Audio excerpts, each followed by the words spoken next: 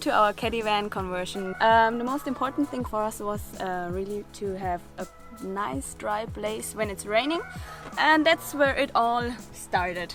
So we were planning on a sofa or a couch, and we started with it and built everything afterwards.